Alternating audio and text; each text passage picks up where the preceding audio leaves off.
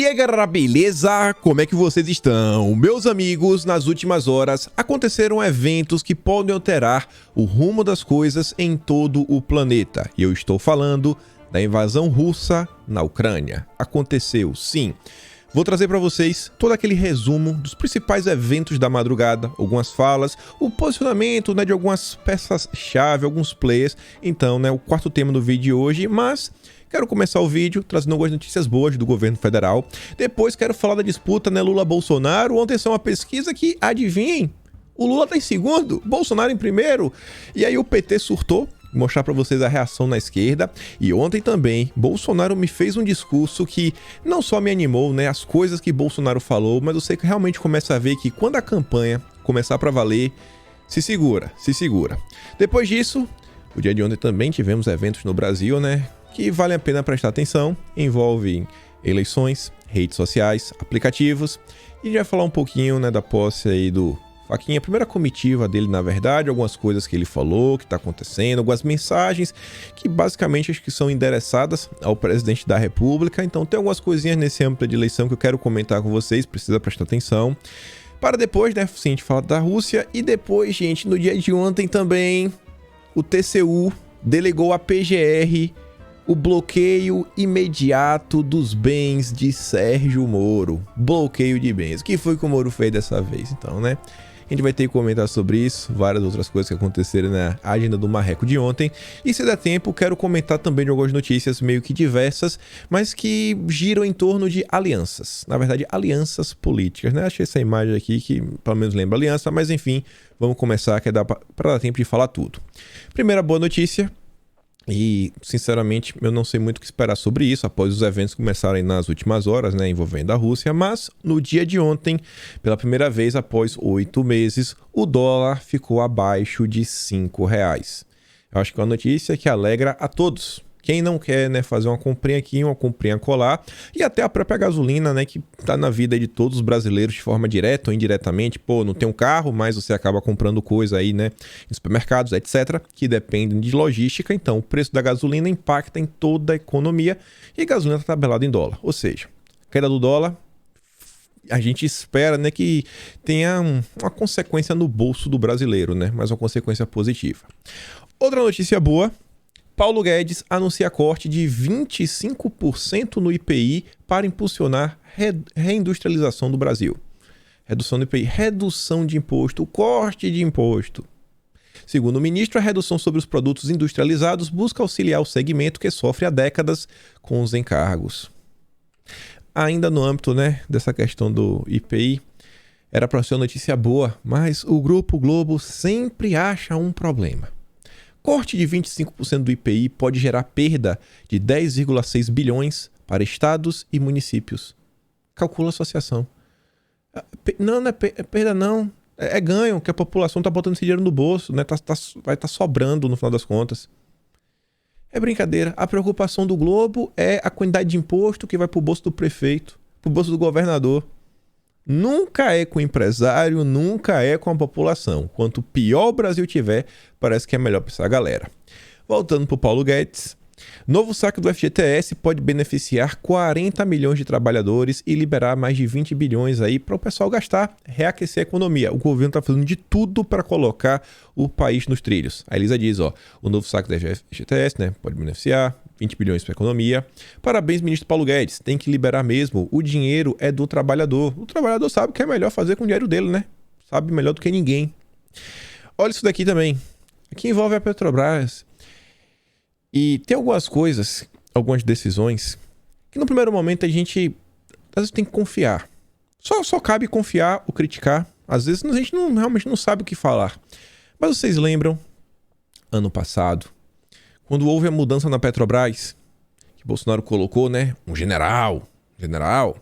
Pois bem, o rapaz ali, o Hermes, ele é um cara, um liberal, O pessoal chama ele de Faria Luller. Não tem a Faria Lima, é Faria Luller, Erra todas. É assim, é sensacional. Eu não falo muito de economia, que não é minha área, mas eu nunca vi um cara para errar tanto. Aí falava o seguinte, ó, o presidente colocou um general na Petrobras. Historicamente, generais são ótimos no comando da empresa, como um tal Geisel, que garantiu a primeira grande obra da história do Odebrecht, a sede da Petrobras. Tudo de maneira muito honesta, claro. Fazendo uma piada, né? Aí você vê aqui, ó, olha as ações da Petrobras. Tá R$24, agora tá 34. Acho que teve uma valorizaçãozinha, né? Só de 40%. Acho que o Brasil não quebrou. As pessoas sempre apostam no pior. Sempre apostam. Tudo que o governo Bolsonaro faz tem que jogar para baixo. O Moreira fala, ó, Auli, quem segue o Selic Hermes, sabe que um general entregaria o maior lucro da história da companhia. Quem não segue, né, o Selicão é maluco. E uma notícia aqui que envolve a economia, e a gente pode ver algumas mudanças, na verdade já está tendo. Nas últimas horas o preço do barril de petróleo subiu. Mas vejam só, matéria do Estadão, eu fiquei surpreso, combustíveis e energia. O que os países estão tentando fazer para conter os aumentos? Ah, o problema não é só no Brasil não, né? No mundo inteiro. Ah, tá bom. A disparada de 400% do preço do petróleo desde que atingiu $19,33, o menor patamar da pandemia em abril de 2020, tem provocado discussões em todo o mundo. Como fazer para conter os efeitos desse aumento para os consumidores? No Brasil, alguns projetos estão em discussão no Congresso. O Senado marcou para esta quarta a votação de 2 deles, em uma tentativa de reduzir o impacto na vida das pessoas. Aí falar, né, as ideias. Esse, porém, não é um problema apenas brasileiro. Com o descasamento da oferta e da demanda de energia durante a pandemia, a produção recuou no início da quarentena e não acompanhou a retomada da demanda, que aconteceu mais rápido do que se previa. O preço, não só do petróleo, mas de diversas fontes, explodiram. Assim, a energia se tornou um problema no mundo todo. Só fiz questão de trazer que notícia boa, positiva, negativa, notícia qualquer do governo, só porque tem muita gente, né, que sempre gosta de pegar um problema e colocar na conta de Bolsonaro. Qualquer problema que acontece no Brasil, né, tem que ir pro bolso de Bolsonaro. E aí vamos falar dele e do Lula. Olha só, ontem tivemos uma pesquisa do Banco Modal, que é mesmo o Modal XP, a XP comprou o Modal. Aí olha a manchete da Veja. Pesquisa do Banco Modal coloca Bolsonaro à frente de Lula. Pesquisa divulgada a clientes do banco coloca Bolsonaro em primeiro lugar nas respostas espontâneas e empatado tecnicamente na estimulada. Olha só. Aí a Bárbara diz, né? Pesquisa de hoje, até as eleições, vai ser no primeiro turno. Só que olha como é que a esquerda noticia. Brasil 247, blog petista. Pesquisa de banco que apontou empate técnico entre Lula e Bolsonaro usa metodologia condenada por especialistas. Não acreditem nessas pesquisas. Assim, quem normalmente não acredita nas pesquisas é a direita. A gente dá risada, né? A gente só comenta porque é engraçado às vezes. Tenta tirar um sarro do PT. Agora eles juram de pé juntos que as pesquisas sempre são verídicas. A primeira pesquisa que o Lula não está liderando, não, essa pesquisa não vale. Essa pesquisa não vale, essa pesquisa é ruim. Aí vem uma revista Fórum. Bolsonaro empata com Lula em pesquisa de banco de investimentos. Ele só fala da parte que empata. Na que vence, ó, total silêncio. A parte que vence aqui, ó, é a espontânea. O cara chega o seguinte, faz a pergunta, ó. Se a eleição para presidente da República fosse hoje, em quem você votaria? E entre os entrevistados, 34,3% escolhem Bolsonaro. 33,3% o Lula. Sérgio Moro, 2,7%. Ciro com 1,7%. O Dória, 0,4%, Janones, 0,3%, Tebet, 0,2%, Guilherme Boulos, 0,1%, Alessandro Vieira, 0,0%, Felipe Dávila, 0,0%, aí lá outros, indecisos, brancos e nulo. Você vê que ainda que o indeciso é aquele cara que, na boa, ele tá com vergonha de votar em Bolsonaro. Ele tá com vergonha. E esse pessoal que eu digo, a terceira via tá aí só para criar essa confusão. Para tentar vender uma ilusão, né? Que não, que tem aqui algo diferente. Quando a gente sabe que a terceira via é igual ao Lula. Imagina se não fosse a terceira via atrapalhando. E a gente estivesse aqui no segundo turno. Lula versus Bolsonaro. Já dá para prever o resultado, né? Era Bolsonaro eleito rapidinho. Mas tá aí a terceira via para tentar atrapalhar. E aí vejam só. Após essas notícias, né? Não é a primeira. Olha quanto tempo, já tem umas 2 semanas que a gente vem trazendo de forma recorrente matérias na imprensa falando, ó, Lula quer vencer no primeiro turno. Lula quer aliança para vencer no primeiro turno. Primeiro turno. Lula tá mandando aliados descer do salto. Agora é a vez da Gleisi Hoffmann. Olha só, ela prevê subida de Bolsonaro e diz que a eleição será dura e rejeita salto alto. Olha só, né, como são as coisas. O Lula, total favorito. No primeiro turno, 1.700% dos votos. Tinha mais votos do que brasileiros. Mas agora tá descendo salto alto. O que tá acontecendo, né? O que tá acontecendo nesse país? E aí, no dia de ontem, você vê que, assim, Bolsonaro ele participa de um evento. O Vanguard aqui ele fez um resumo, mas eu vou dar play em uma parte do vídeo. Vou dar play, a gente vai assistir juntos aqui o vídeo. Mas olha o que ele diz, ó. Participação espetacular do presidente Jair Messias Bolsonaro na CEO Conference do BTG. Fez uma comparação objetiva com os governos anteriores, perguntou claramente aos investidores se eles estão preparados para retrocessos e revogações das reformas. Reiterou seu amor à pátria. O outro lado é ladrão. Antes da gente mostrar o discurso, olha a preocupação da imprensa. Bolsonaro usa gravata com desenho de guarda-chuva. Ó, sabe qual é o guarda-chuva, né? Em evento. Olha a preocupação da imprensa brasileira. A gravata de Bolsonaro. Mas vamos ver aqui que, meu amigo, isso aqui anima que você... Eu começo a pensar, né? Rapaz, quando começar a campanha, Mitinho vai estar daquele jeito, viu? Olha só, deixa eu ver se dá pra dar um zoom maior aqui. Não fica meio cortado. Se aumenta assim, fica muito... Vamos fechar em Bolsonaro. Fica aí, vamos ver o velho juntos. Vou botar aqui do início. Não quero citar aqui, mas seriam, né? Para levarmos em conta a Venezuela, a nossa Argentina para onde está indo, o nosso Chile para onde está indo também. Eles lá ainda tem como buscar uma operação acolhida, como a Venezuela buscou no Brasil. Nós não temos onde buscar operação acolhida, a não ser se montarmos um toco de bananeira e fugirmos para a África, que para a América do Norte eu acho que vai ser difícil. Então, basicamente, isso é bem claro, né? Isso já não é o suficiente para pessoas com responsabilidade tomar uma posição. Responsabilidade não é só com a economia, não, é com a vida, é com a liberdade, é com o futuro do seu país. E nós sabemos o que vai acontecer com essa pátria se esses bandidos voltarem para cá. Pegue os meus ministros, um a um, compare com os outros que nos antecederam, veja o perfil. Veja que agora nós conversamos, nós temos uma meta, temos as dificuldades, grande parte proporcional pela pandemia, mas estamos dando esperança para o nosso povo, muita coisa em concreto também. Olha o preço do dólar no dia de hoje. Está subindo o Brent lá fora. Se não é cair o dólar aqui, olha as consequências dos aumentos dos combustíveis. Isso leva à inflação, leva ao descrédito do governo, nos leva a um local que nós não queremos ir. Todos nós temos defeitos, nós fazemos e damos o melhor de nós. Será que o que está faltando a muita gente nesse país, em especial a classe A, que somos todos nós? No tocante ao poder aquisitivo, no tocante também a formação, dá para brincar com isso? Para onde estamos indo?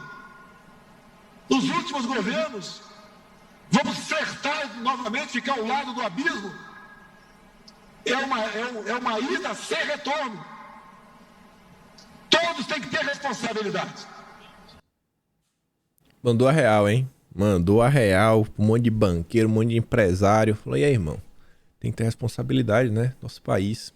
Você tá vendo? Tá chegando perto de campanha. O presidente já tá daquele jeito, né? Inclusive, você vê que, assim, quem acompanha as redes sociais vê que até o engajamento de Bolsonaro vem dando aumentada, tudo mais. E aí ele fala, vocês realmente vão flertar com o outro lado? Vocês estão bem da cabeça? Aí o Rafael lá, que tá falando uma lista direta, fez outra lista ontem, ó. Um novo governo lulopetista. O que esperar? Fim do teto de gastos, e ele coloca a fonte onde o Lula falou. Revogação da reforma trabalhista, o link de onde o Lula falou. Fim das escolas cívico-militares.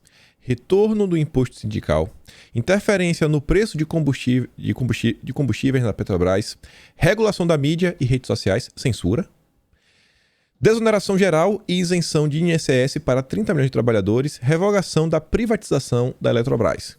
Só para começar, Bolsonaro lá dando a real. Discurso simples e direto. E aí você vê, voltando aqui ainda mais uma vez, né, o tema que a gente vem comentando, né? Defesa da vida. A Elisa diz: nunca foi tão fácil escolher. Lutarei para proteger a vida. Diz Bolsonaro sobre descriminalização do meu corpo, minhas regras na Colômbia. Ano passado, em setembro, pouco tempo atrás, né? O Lula disse: Lula defende o direito da mulher ao meu corpo, minhas regras. É questão de saúde pública. Ele acha que é saúde pública. Não é defesa da vida, é saúde pública. É interrupçãozinha básica. E aí no dia de ontem, Bolsonaro mais uma vez, né, tá subindo o tom, direcionando alguns comentários bem assertivos, falando o seguinte, ó: um vereador petista próximo a Lula lidera invasões de igreja. A vice na chapa petista à presidência em 2018 celebra a liberação, olha a palavra que ele usa, não é interrupção, né? Não é a palavra que a imprensa usa. Falou com todas as letras. Começa com assá e termina com nato. De bebês até o 6º mês. Foi isso que o povo rejeitou nas urnas em 2018 e que ele irá julgar com o voto em 2022. Infelizmente, em muitos países, o meu corpo, minhas regras foi legalizado através do ativismo judicial. A gente comentou muito no vídeo de ontem, né? Ativismo judicial. Por meio da usurpação de funções legislativas por parte das cortes superiores. E aí que se conecta com o que ele falou no BTG. Por isso, um dos critérios que eu usei na indicação ao Senado para possíveis e então eleitos ministros ao STF foi oposição é ser provida. Lembramos que o próximo presidente da República indicará mais 2 ministros para o Supremo. 2022 não decidirá apenas o rumo do Brasil nos próximos 4 anos. Decidirá o rumo do nosso país nas próximas 3 décadas.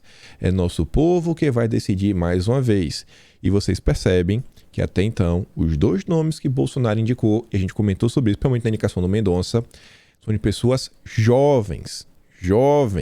Bolsonaro procurou pessoas que tinham assim, né, alguns os valores e princípios que andam na mesma linha que o dele, né? Uma pessoa pensa 100% igual, mas os valores e princípios similares, só que tinham que ser jovens. Porque entra governo, sai governo, os indicados de Bolsonaro estarão por lá. O Cássio ia ficar 27 anos, o Mendonça também, mas 27 anos é um baita tempo, né? E aí, olha só, falando nas indicações de Bolsonaro, André Mendonça vota para derrubar fundo eleitoral de 5 bilhões. Em sua estreia como relator, já começou assim. O ministro defende o fundo de 2 bi. 2 bi tá bom demais.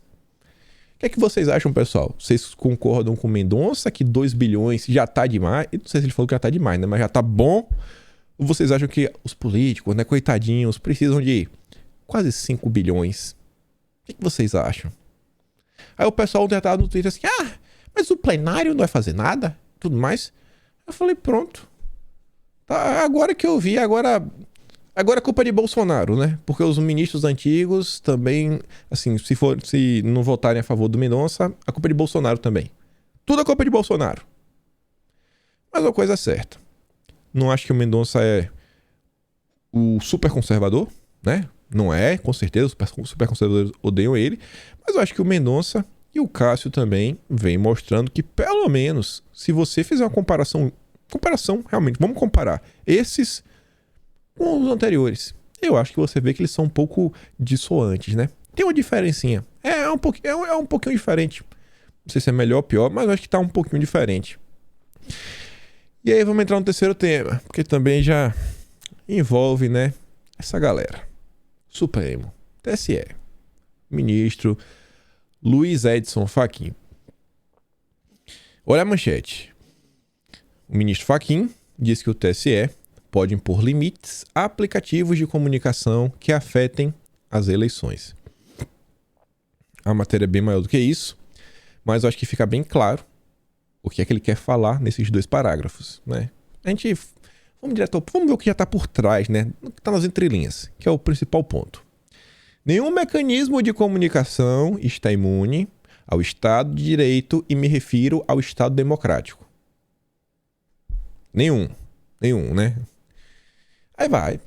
Essa transterritorialização comunicacional. Nossa, umas palavras assim difíceis, né? Em relação a países de governatoriais, tem outro contexto e compreensão nos quais a existência do limite significa existência de limite e controle que afeta o conteúdo da própria liberdade. No Brasil, vivemos sob a égide da Constituição.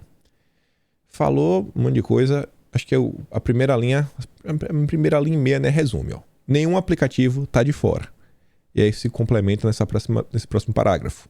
Fachin deu a declaração em sua primeira entrevista coletiva, citando o exemplo de países como a Alemanha, que conseguiram fazer com que o Telegram se adequasse às normas vigentes no país após a imposição de multas ao aplicativo. O ministro ressaltou que o desejo da Justiça Eleitoral é fazer com que os representantes da plataforma sentem à mesa com o TSE. Assim, se eu tiver que fazer uma aposta, essa matéria, assim, tá bem clara. Não é aplicativos. Ele tá falando do Telegram. Os aplicativos já sentaram, né? Acho que todos, menos o Telegram. E pelo rumo que as coisas estão indo, acho que vai ter alguma ação a nível jurídico contra o Telegram. Só que não parou por aí. Olha essa daqui. Se houver ofensas à justiça eleitoral, seremos implacáveis, diz o ministro Edson Fachin sob ataques de Bolsonaro. Aí a matéria da Globo. O recém-possado presidente do TSE afirmou nesta quarta-feira, em sua primeira entrevista coletiva, que ofensas injustificadas à justiça eleitoral serão respondidas para defender a lisura do processo. O que seria uma ofensa, né, injustificada? Aí você vê. A resposta foi dada ao ser questionado especificamente sobre os embates do TSE com o presidente Jair Bolsonaro, que tem feito ataques frequentes às urnas. Então, assim, né? Então, vamos voltar. Se você ler a matéria do fim pro começo, você vê, ó. Caso Bolsonaro volte a falar das urnas, vai ter aí, né? Uma ação, como é que ele pode falar, né? Uma ação implacável. Vamos lá, a própria palavra que ele utilizou. Vamos ter aí alguma ação implacável. O ano tá mal começando. A gente ainda tá em fevereiro. Estamos ainda em fevereiro. E aí você vê isso daqui. Antagonista. Olha essa narrativa. Segundo turno com Bolsonaro será sangrento. Desde quando? Só se ele estiver ameaçando o Bolsonaro mais uma vez, né? Creio que temos que resolver a eleição no primeiro turno. Segundo turno com Bolsonaro será sangrento. Não é só a democracia que está em jogo, mas a vida dos brasileiros. Isso é um achaque. A democracia funciona com voto livre e não com clima de terror. É preciso oferecer alternativas aos brasileiros e mandar para a cadeia eventuais responsáveis por atos sangrentos. O que esses caras estão falando? Olha a narrativa que o antagonista já está colocando no ar. Bolsonaro, eventos sangrentos. O que esses caras estão falando, bicho? Aí você vê, ó, qualquer, sabe, ação descabida será combatida de forma implacável. Aí já estão acusando. Estão construindo, né? A imprensa está tentando criar confusão. A imprensa está tentando construir um cenário de confusão. Tem que ter um pouco mais de responsabilidade. Aí você vê aqui, mais uma vez. Carlos Bolsonaro ontem ele escreveu o seguinte, ó, ali no meio. Por que o blog do fofoqueiro não ataca o ladrão como ataca o capitão? E nem precisaria das rotineiras fake news, bastaria somente dizer a simples verdade. Sobre as demais mídias, dispensa-se qualquer comentário. E ele continua. O Carlos não citou o nome de ninguém, mas parece que quem vestiu a carapuça foi o Diogo Mainardi. A gente prendeu o ladrão, imbecil, e vai prender o papai também. Tem tempo que eu bato tanto nessa terra da galera do time do Sérgio Moro, e você vê assim algumas coisas, né? Primeiro, impressão minha, ou o Mainardi está ameaçando o presidente da República? Em um claro ataque às instituições, né? O Renato diz, ó, Mainardi está ameaçando o presidente, isso não seria um ataque às instituições? Só que no segundo ponto ele fala o seguinte, ó, a gente prendeu a gente. O antagonista é membro do Ministério Público. Aquela tese, né, que o antagonista é o braço midiático do lavajatismo. Ah, é isso daí que ele quer falar? A gente prendeu? Ele prendeu junto com o Moro? Pessoas? Ações jurídicas? Cuidado, viu, Maynard? Assim, fica escrevendo assim as coisas. A gente não entende, não tem pontuação, sabe? Não sei o que você está falando, uma pergunta, não sei. E o Carlos Bolsonaro responde o seguinte, ó, levando em consideração ainda que, mais uma vez, não se tem nomes, porque estão tão nervosos e afoitos. Esse aí pode falar e divulgar mentira e ódio o que quiser, que não vai dar inquérito algum.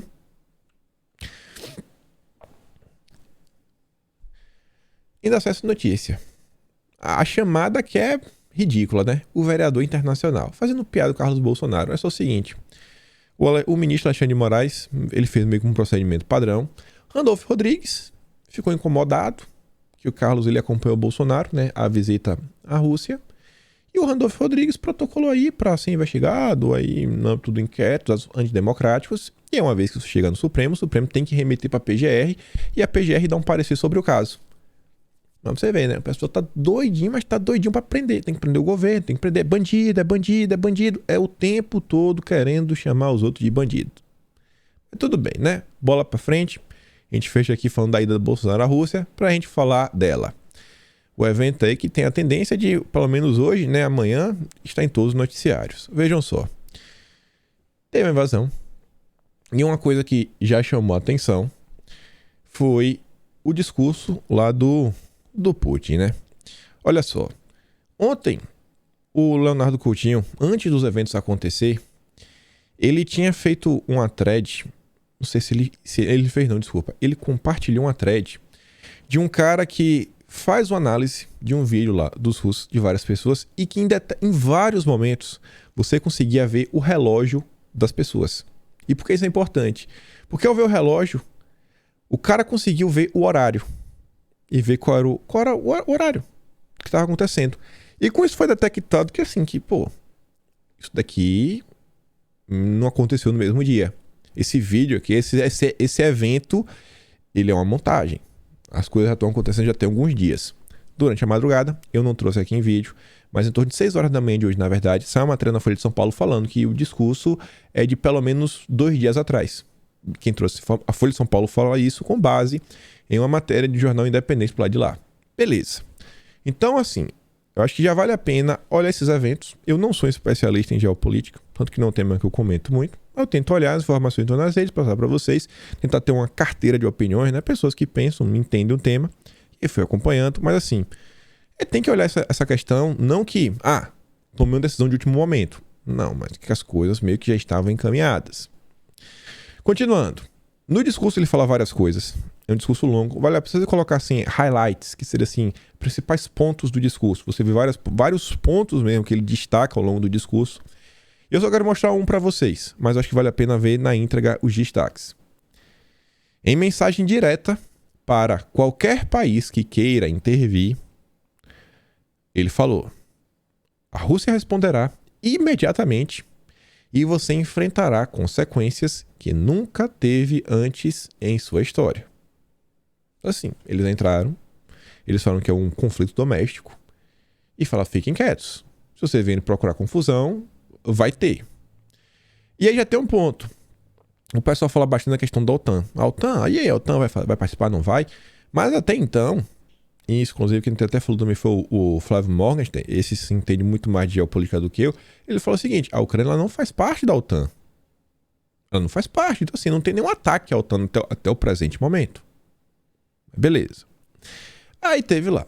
Entraram, teve algumas coisas, sabe, uns pipocos por lá de lá. A gente fica sempre assim, né, temeroso. Qualquer conflito, o principal problema no final do dia são vidas humanas que estão sendo colocadas em jogo. Eu acho que ninguém é a favor que nenhuma vida seja perdida. Fora a destruição, fora o caos que é criado. E aí tem algumas informações durante a madrugada, né? As fronteiras foram atacadas por tropas da Rússia e da Bielorrússia, ou seja, estariam juntas. Segundo a CNN, tropas da Bielorrússia estão tocando juntos. E o Renato Souza também fala agora: o presidente da Bielorrússia, Alexander Lukashenko, ordenou que seu exército participe, sabe, apoiando os russos. Então, estão juntos. Estão juntos aí. Putin não está sozinho. Sobre o Brasil. O que esperar do Brasil? Tem que olhar como é que vai se comportar o dólar ao redor de todo o planeta. Falei lá no início, né? O preço do petróleo já começou a subir. Tava batendo já $103. Tava 99. Ontem o dia começa em 99, já tem 103. E aí o Caio Junqueira, no final da noite de ontem, tá falando o seguinte, né? O governo brasileiro considera rever sua posição de neutralidade em relação ao conflito na Ucrânia e passar a condenar as ações da Rússia na Ucrânia, segundo fontes do Itamaraty e do Palácio do Planalto. E aí, durante a madrugada, já saíram notícias, eventos, falando que o Itamaraty está fazendo de tudo o que for possível para evacuar todos os brasileiros que por lá estão. Se é brasileiro que quer sair, o Itamaraty já está tentando resolver isso. Então assim, antes dos conflitos acontecerem, o Itamaraty já estava vendo uma questão de neutralidade, se sairia da neutralidade. Agora pode ser que realmente a coisa acelere. A América tem que responder. E aqui foi um ponto que muita gente colocou, né? Na gestão anterior, a gente viu que o presidente que perdeu, o presidente de direita, ele conseguiu dar uma pacificada no mundo e tudo mais. E no mundo atual a gente está vendo que a coisa está meio degringolando, né? A gente viu aquele caos que foi a tirada de tropa, a remoção de tropa lá no Afeganistão e tudo mais. Isso pode ter sido um sinal. E aí o Biden falou o seguinte, a Rússia sozinha é responsável pelo óbito e destruição que este ataque trará. Os Estados Unidos e seus aliados e parceiros responderão de forma unida e decisiva. O mundo responsabilizará a Rússia. E aí também nas últimas horas, aí que eu estava assistindo, coisas assim, sei lá, com a posição da pessoa. Assim, um alto membro da União Europeia está falando, vamos aplicar sanções. Membros da ONU, vamos impor sanções. Vamos impor sanções mais restritivas, mais sanções, principalmente a Rússia. Mas até então a Rússia também já estava vivendo sob sanções. Até que ponto isso vai mudar alguma coisa, ainda não se sabe. Tem que observar. Aí tem um evento que me chamou a atenção, que eu fiquei procurando durante a madrugada, como um certo player se posicionou. Na verdade, um certo país. O chefe do João Dória. Peguei lá do Estadão. O Estadão estava fazendo um acompanhamento ao vivo, momento a momento. Às 5h45 da manhã, eles falam o seguinte, principais reações à operação, né? E lista lá, ONU, Estados Unidos, tudo mais. Um deles, os comunas. Os comunas afirmou que acompanha de perto a situação após a intervenção russa, mas não condenou. Não reclamaram ainda, estão acompanhando, mas não criticaram. Não condenou Moscou e pediu a todos que evitem uma escalada. A todos, olha só, ambos os lados. Pedimos a todas as partes que exerçam moderação para evitar que a situação saia do controle, disse a porta-voz da diplomacia, né? A rua é difícil, sem condenar a Rússia, deixando bem claro. Só que não para por aí. Nas últimas horas, eu digo nas últimas horas, é nas últimas horas mesmo, já era o dia de hoje, 00:30, a matéria está traduzida, né? Mas os comunas dizem que Ucrânia e Taiwan não podem ser comparados. Mas Xi também quer terras de volta. Eu já comentei isso aqui em vídeo no passado, e é o seguinte, não sou especialista em política, volto a falar, mas uma das coisas que as pessoas pontuam de forma assim constante é o seguinte, se começar um conflito na Europa, você já fez uma moção de tropas e tudo mais, está ali. E o Sudeste Asiático? E a região de Taiwan? O Xi está em interesse lá, né, de pegar... É deles, segundo ele diz, né? Aquela política lá do único país. Então, assim, se um conflito cresce, escalona, pode ser que a gente tenha, na verdade, 2 conflitos em 2 diferentes áreas. E aí os aliados, né? A Europa, os Estados Unidos, eles vão batalhar em 2 frentes ao mesmo tempo contra 2 países que são potências, ainda potências nucleares. Então, essa questão aí, a gente espera... Eu rogo a Deus que ao longo do dia se resolva, sabe? Fica naquela não vai. Porque eu acho que ninguém quer, né? Um escalonamento. Ninguém quer ver esse problema crescer. Porque realmente pode englobar várias nações ao redor do planeta, o que seria catastrófico. E ainda nas últimas horas, eles que não condenaram os russos, a mídia deles, estatal, uma mídia estatal dos comunas, posta isso daqui, O repórter: você acha que pode ter subestimado o Putin? Líder do mundo livre. Ainda bota entre aspas. Eles botam entre aspas, né? O BD. Olha fixamente, palita os dentes. O que está pensando, seu presidente? Estão fazendo piadinha. Estão fazendo piadinha com o BD.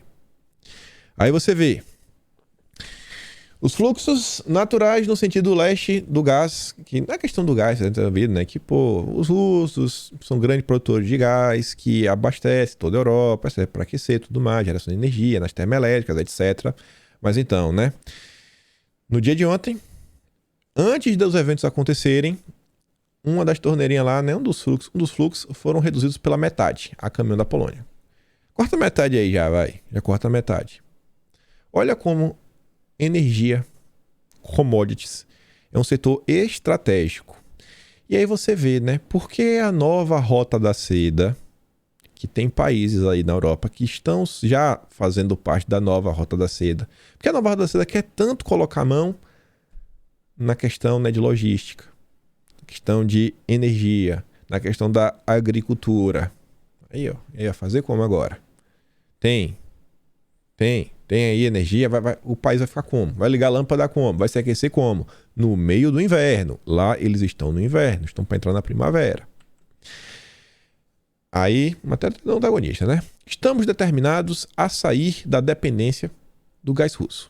Ursula von der Leyen, presidente da Comissão Europeia, afirmou que o Putin instrumentalizou o fornecimento de energia. Inclusive foi lá que eu estava ouvindo, em determinado momento, falando que vai impor mais sanções. Aí o Leandro Ruschel traz uma informação de volta. Trump afirmou em 2018 para a Europa acabar com a dependência do gás russo. Mas os globalistas precisam manter... Olha, mudança climática, o caos, como principal problema do mundo, né? Justificar o poder. 2 graus a mais em 50 anos ou os tanques do Putin, né? Hoje. Qual a maior ameaça? E aí você, às vezes, olha que é o seguinte. Os jovens, né? Principalmente os jovens que adoram as redes sociais, a imprensa e tudo mais, eles vivem num mundo, na verdade acho que todos nós vivemos, mas principalmente os jovens, onde é normal você ir no supermercado e ter 20 marcas diferentes de biscoito. Mesmo que seja o único dono, mas 20 marcas. No ano passado eu joguei um jogo muito bom, Red Dead Redemption 2, o melhor jogo que eu joguei em minha vida. E se passa na conquista do Oeste, né? A época do Faroeste. E eu lembro que quando eu jogava, eu falava, cara, bicho, eu nunca tinha parado para pensar que assim, pô, não tinha terra, assim, não tinha estrada, né? O cara andava de cavalo para um lado e pro outro. Aí o jogo assim, é muito bem feito, construído, gastaram 8 anos para produzir o jogo, para ser bem detalhista. Aí você numa mercearia, primeiro que é um vilarejo, aí todo mundo se conhece, de frente a uma cidade grande, e realmente quem é de cidade interior sabe. Até cidade interior que é um pouco grande, todo mundo se conhece. Primeiro todo mundo se conhece, então se você quiser se aprontar alguma coisa errada, né, você pode escolher o caminho de ser um bandido ou ser um cara dentro da lei, né, nos limites. Mas se na mercearia só tem um biscoito, tem um aquilo ali, um aquilo outro, talvez um ou outro produto que era enlatado, um ou outro. E hoje em dia a gente tem várias coisas. E por que eu tô falando isso? Porque as pessoas acham que tudo cai do céu. E várias pessoas abraçam algumas pautas como se fosse, não, é pelo bem do planeta, né? Não, Agenda 2030. Não, vamos salvar as tartarugas. Vamos salvar a Amazônia. Não pode. Aumentar a quantidade de terra agricultável. Não pode. Temos que demarcar mais reservas ambientais e tudo mais. Não, temos que acabar, temos que fechar as termoelétricas. Porque a termoelétrica trabalha com gás, trabalha com carvão e polui, o planeta e tudo mais. Só que as pessoas às vezes não param e pensam como são os processos. A turminha da esquerda, que tanto critica, por exemplo, o licenciamento ambiental, né? Eles querem colocar mais restrições. Os Estados Unidos, no passado, eles já tinham ofertado para a Europa um caminho para oferecer o gás deles. Mas o gás não... Como é que transfere gás? Não é um caminhão. Não vai de trem, de navio. Tem que ter um gasoduto. Tem que construir um gasoduto de um lado para outro. Só que aí vem esse pessoal ambientalista, não podemos fazer isso, não, aquilo outro, não, tudo mais, blá, blá, blá, tititi. Aí entra aquela agenda de compliance que a gente tanto fala. Olha a agenda de compliance. Tá vendo aí os frutos? Aí você acaba ficando refém de um, de outro, de um, de outro, de um, de outro. Por quê? Porque tudo pelo bem do planeta. Tudo pelas causas sociais. Aí pegando aqui, ó, pra gente fechar esse tema e já entrar no próximo. Olha o grupo do Dória. ESG não pode ser um cardápio, e sim um tripé para as empresas. É muito bom. É muito bom. A gente realmente tem que tentar ao máximo preservar o máximo de natureza que a gente puder, sabe? Focar no social, etc. Mas não dá para pensar que isso vai determinar tudo. E a gente vai travar toda a pauta do Brasil, vai travar investimentos ao redor não só do Brasil, mas como do mundo, como um todo. Enquanto tá aqui, né, o ocidental, não sei o que, aquilo outro. Tá lá a nova Rota da Seda, construindo tudo onde pode e onde não pode. Veja como são as coisas. Olha a agenda de complacência. A agenda bestinha, né? Que não pega como que é nada. Aí você vê. Olha como você mexer na matriz energética de um país, de uma região, como foi na Europa. Você mexe, inclusive, né, nessa disputa geopolítica. Mas não, todo mundo é besta, né? Não, é pelo bem, né? Não, é o tripé das empresas, o ESG. Turminha do Dória, né? Que é a mesma do Moro. E aí, só assim, pra gente fechar o tema, relembrar esse tweet clássico aqui do Guga Chakra.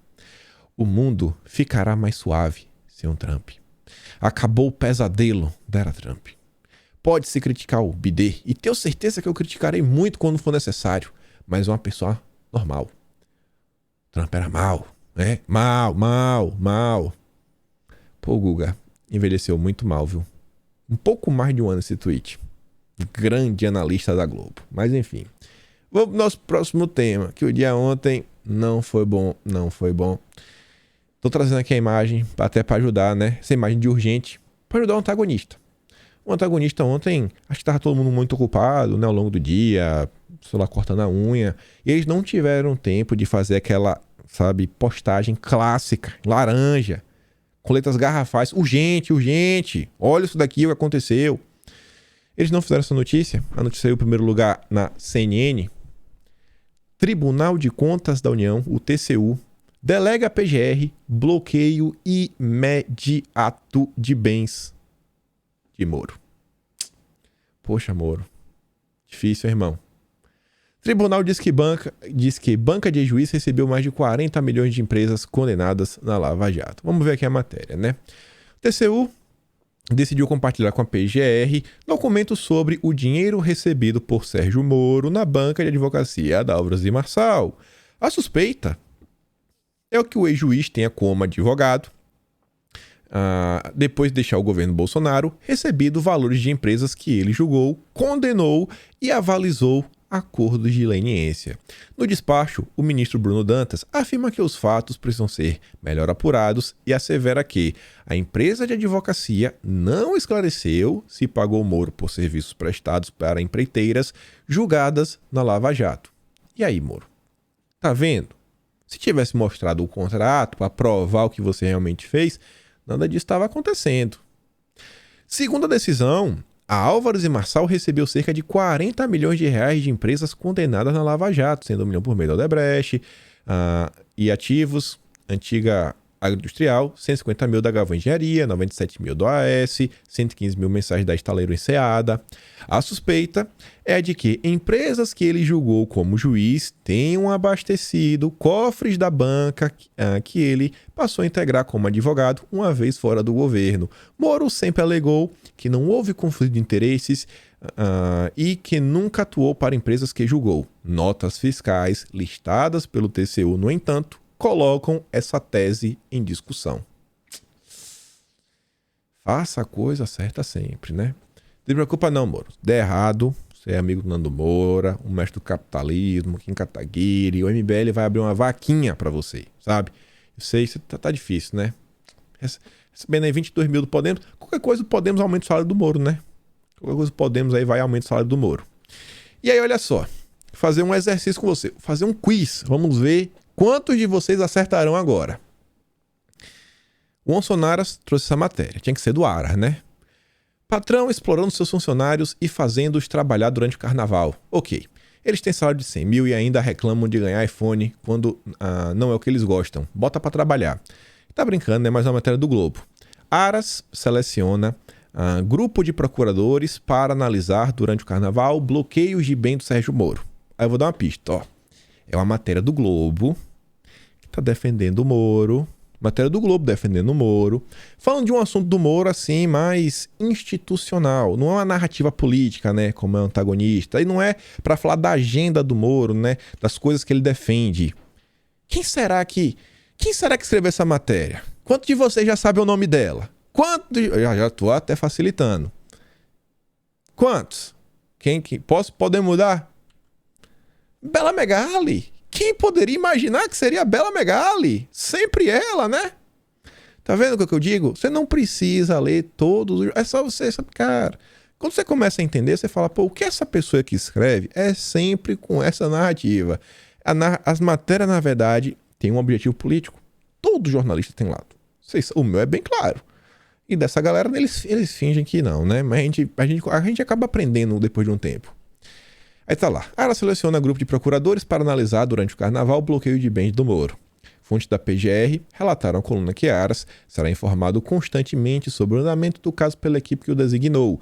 O procurador-geral, no entanto, disse a aliados que não acredita que haja uma resposta antes de 15 dias, pois o caso precisa ser estudado. E o Bruno Dantas escreveu uma peça de 16 páginas. E, meu amigo, o negócio tá de arrepiar. Eu não sou um operador do direito, né, como eles dizem, mas eu conversei com uma galera aí que é da área jurídica, eles falaram, meu amigo, 16 páginas, um bloqueio de bens.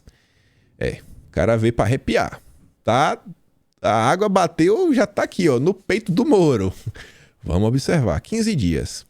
O pedido original de bloqueio, feito pelo Ministério Público de Contas, continua de pé, mas Dantas disse que vai avaliá-lo em um momento posterior. Olha só, tem até um plano B. Na mesma decisão, Bruno Dantas negou um pedido de Moro para arquivar a apuração do TCU. E acho que aqui depois tem mais uma matéria defendendo o Moro. Tem mais uma defendendo o Moro. Mas não é a da Veja. A Veja fez uma matéria sobre um tema. E aí depois entrou em campo uma matéria do Globo para defender o Moro, de forma institucional. Quem escreveu? Adivinha? A gente já mostra ela, né? Mas Moro traz a matéria da Veja que fala o seguinte, ó. Deputado petista perde batalha para Moro no TSE. Não adianta criar factoides contra mim. A verdade está do nosso lado. Depois que eu vi essa postagem de Moro, eu tenho certeza que Moro não leu o que ele posta. Eu tenho certeza, porque eu não quero acreditar que o Moro está usando a mesma estratégia do Lula. Eu quero acreditar. Mas perguntando, quem será que escreveu a matéria no Globo defendendo o Moro? Contando esse caso assim, de forma institucional, o que aconteceu. Bela Megali, sempre a Bela Megali, sempre ela. Ministra do TSE nega pedido de deputado para investigar pagamento de palestra a Sérgio Moro. A ex-ministra do TSE, Maria Cláudia Bucaneri, negou o pedido do deputado federal Paulo Pimenta para investigar se Sérgio Moro recebeu doação ilegal por meio de uma palestra. A ministra afirmou que a representação não pode ter prosseguimento por falta de legitimidade ativa do parlamentar. Tradução. Maria Cláudia afirma que a legitimidade de entrar com esse tipo de ação é restrita a partidos e coligações partidárias. Ou seja, a ministra não falou que o Moro é inocente. A ministra não falou que o Moro tá certo. A ministra não falou que o Moro fez é de boa. A ministra só falou o seguinte, né? Quer dizer, foi a ministra que julgou. Assim, ó, irmão, essa ação, ela já derruba no mérito. Porque para eu poder julgar, ela tem que vir via partido político ou uma coligação partidária. É só isso. Mas o Moro já tá rotando, né? Igual o Lula. É o descondenado. Né? O Lula, todo mundo sabe o que o Lula fez. Aí por causa de uma decisão, porque o entendimento não podia ter sido julgado aqui. Aí agora descondenou. Aí o Lula falou, não, porque eu provei que eu sou inocente. Não, Lula, não. O Moro vai na mesma linha.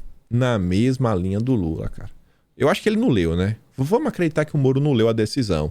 Que ele não sabe muito de direito, né? Vamos perceber que ele é juiz. Mas tudo bem. Aí no dia de ontem, você vê como a tensão já tá crescendo, o Moro pediu ajuda, foi lá no André Assad para poder falar, tentar se explicar, porque a narrativa não tá diminuindo, a gente não esquece, não vai deixar passar, mas tá lá, ó. Sérgio Moro fala sobre eleições, Lava Jato e a polêmica consultoria na mira do TCU. Foi lá chorar para André Assad. E o interessante disso, e aí não ia ser na Bela Megali, né? Porque aí seriam os vazamentos. E aí quem é o principal colunista do jornal o Globo é o Laro Jardim. Antes da entrevista ir ao ar, Às 11h30 da noite, o Lauro Jardim já sabia o que tinha, né? Aí é primeira mão, manda pro Laurão, né? Lauro Garden. Moro sobre o seu encontro com Temer. Política é a arte do negócio.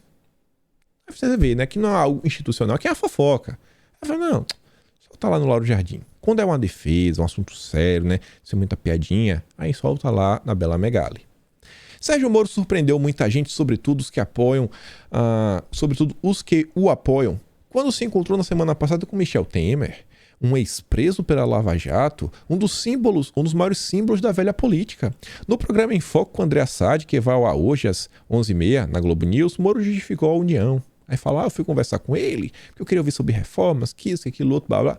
Muito lorota. Aí no final Moro fala o seguinte, a política é a arte do diálogo, o que não significa que ele passou a integrar o meu projeto. Foi uma conversa cordial. É o centrão do bem, o centrão do bem.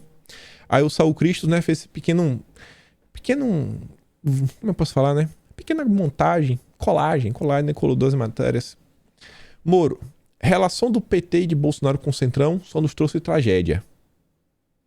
Não há política sem impurezas. Aí ele fala o seguinte, peraí. E Bolsonaro se vendeu pro centrão. E Bolsonaro foi pedir ajuda pro Temer. Já quando eu Moro, vejam, né, como eu não sou um cara avesso à política. Eu falo com todo mundo, falo de forma cordial. O Moro se encontrar com Temer, pode, é do bem. Bolsonaro é um vendido. Bolsonaro é um vendido. Bolsonaro é o vendido. Aí a galera, né, não liberou. Todo mundo teve que resgatar os posts do Nando Moura, né? Michel Temer, o novo melhor amigo do mito, vai agradar o centrão. E agora, que é amigo do Moro, vai falar o que, Nando Moura? Vai falar o quê? Hein? Nando Moura, do alto do seu 1,52 m, deve estar maluco. Aí o pessoal trouxe isso aqui também, Esses FDP tem que devolver integralmente o dinheiro do fundo eleitoral e do fundo partidário e aplicá-los nas emergências da saúde, tudo, cada centavo, coisa maldita. Só tem o nome possível, Sérgio Moro. Pô, Sérgio Moro, Nando, o Sérgio Moro tá recebendo salário do fundão, irmão. O fundão que você tá chamando de coisa maldita que tem que mandar pra saúde. Pô, Nandinho, tá difícil, hein? Se esconde. E pra você é fácil, né? Pequenininho desse jeito, qualquer lugar você consegue se esconder. Aí olha isso aqui de ontem. Elogio da Miriam vale o triplo. Miriam então falando do Moro. Moro vai bem na pauta econômica e agrada investidores em evento de banco. Miriam Leitão é mãe do Vladimir Neto. O cara escreveu o livro da Lava Jato. Tá azeitado, né? Tá azeitado, como a galera disse. E ainda tem isso daqui, que é interessante. É o que eu sempre digo. Falar do Moro abre vários caminhos de vários assuntos diferentes. Ontem Moro postou isso daqui, que ele foi visitar um museu, né, visitar a Pinacoteca em São Paulo. E ele fala o seguinte, que reuniu obras consagradas do modernismo, movimento artístico que teve ponto alto no Brasil, a Semana de Arte Moderna de 22. Essa é a cultura que nos engrandece, que está à nossa altura e que pode contribuir para um Brasil melhor. É sério? A Semana de Arte Moderna foi uma das coisas que destruiu o Brasil. Você acha que o Moro não sabe disso? Sabe muito bem, muito bem. Pegar um texto aí que eu fiz até surpresa, porque isso é na CNN. Texto recente, do dia 15 de fevereiro, CNN. 100 anos depois, Semana de Arte Moderna passa por uma revisão crítica. Olha isso aqui. A existência da semana está muito ligada ao desejo de ascensão de uma elite cafeeira que queria se impor de alguma forma e viu na arte uma das formas de fazer isso. Olha só, né? Revolução cultural. A elite chegar no poder através da arte, do movimento dos artistas. Quem poderia imaginar? Essa elite vivia no interior, mas queria fazer parte também de um mundo cosmopolita. Foi ela que construiu o Teatro Municipal em 1911 e que possibilitou a existência da semana. Alguns modernistas vão se referir aos artistas de então como bandeirantes, um termo que hoje tem implicações complicadas que enxergamos com mais clareza.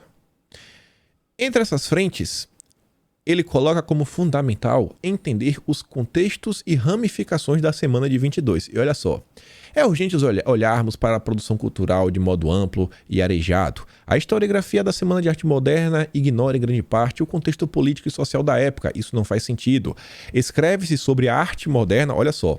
As pessoas falam da arte moderna como se ela não tivesse nada a ver com a fundação do Partido Comunista do Brasil. Como se fossem coisas diferentes. Como se o modernismo e o comunismo não estivessem de mãos dadas.